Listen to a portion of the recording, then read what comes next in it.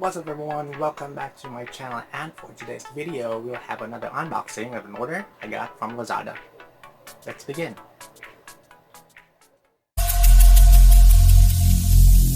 Every single day I'm gonna make something great. That's my way. Every single day.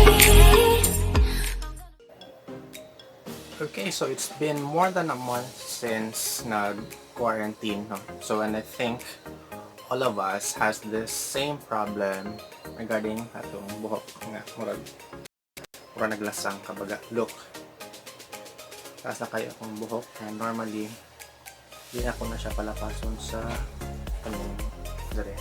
So this time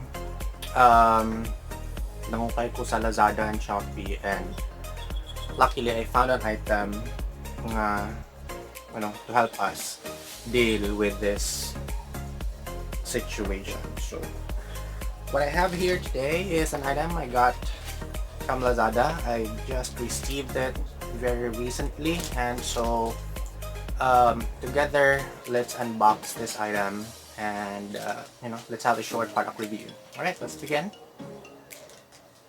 So I'll be cutting through the packaging.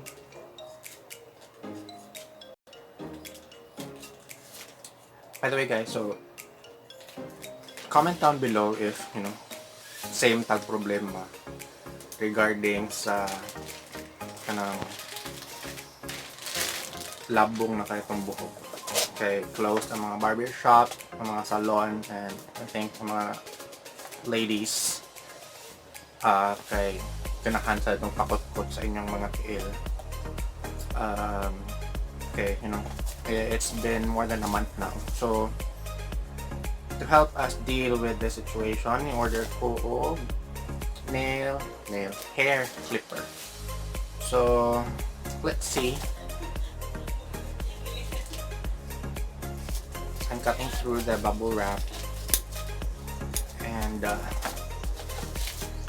let's check if sa itsuraan.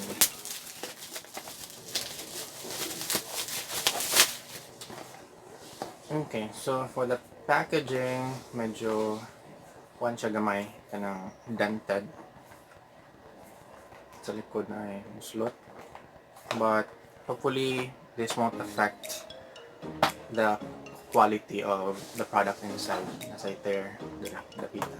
So again, it's an adjustable blade, depth guide, hair clipper or razor. So mamaya na i-check, so murag kanya itong expect ng item.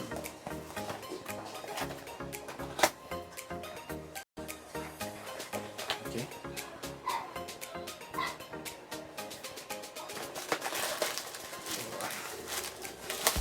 Alright, let's kaya na siya wire. So muna siya ang main razor or yung clip, then naka-tie wire, of course bubble wrap.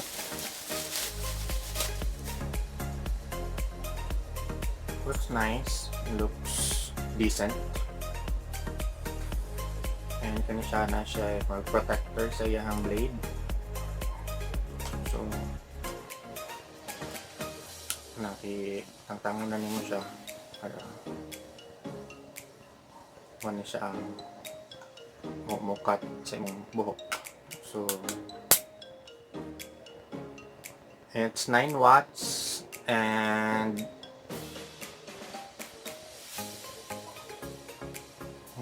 rated 10 minutes. I'm not sure what does that mean.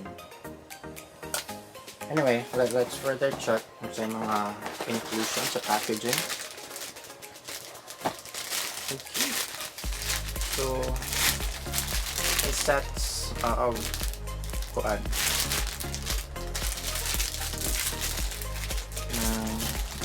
guiding combs.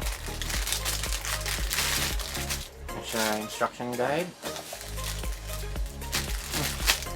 Siya pakaping gunting. And supply.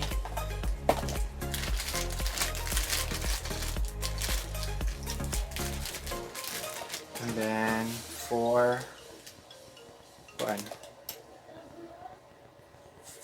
different hindi ko sure si tawagan, hair combs, mga guide sa imuhang razor. Then nasan siya pang limpyo or brush ang gamay, and na siya very small lubricant sa tuang machine itong item. So overall, the way it looks, it appears to be in good condition. So let's see if it works perfectly fine when we run a test. So let's check if okay ba siya.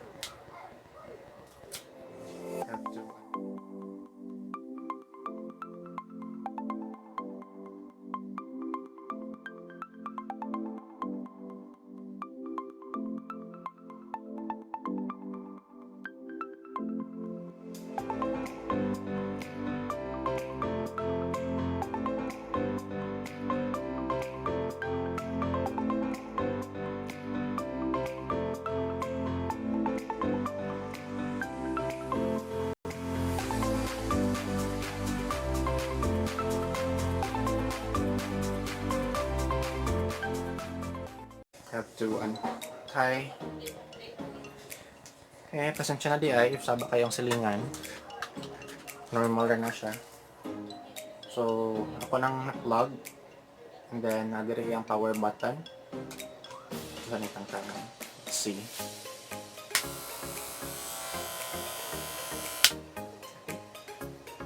Siya ay vibrating effect. So seems fine. Hindi na ko sure para asan. Hindi lang nakapugson kaya basig magumba. Okay, so later, maybe we'll have another session nga atong i-actual gamit putol. I think ako sang nephew maggamit sila. So if you also need this item, I only got this for only 537 pesos. The actual item is just 300 plus, but na shipping fee of 100 plus. So all in all, muna siyang 537. I ordered this early April. April 15 ang order date, and na-ship out siya April 25, and about 2 weeks later karon May 6 or May 5 karon na ako siya na-receive. And so I think understandable ra ang ang time frame because of this COVID-19 quarantine issues. And so more na siya, if you also want to order this, I think I'll just post kinsa nga seller kung pila ang akong actual amount sa item somewhere here. And then if makarelate mo sa hair problems right now, give it a thumbs up, give this video a thumbs up, and hope you also support me and subscribe to this channel. So I think that's just it for now, and I'll see you in the next video where atong gamiton ning hair clipper. Alright, so again, thank you so much for tuning in today. Bye bye.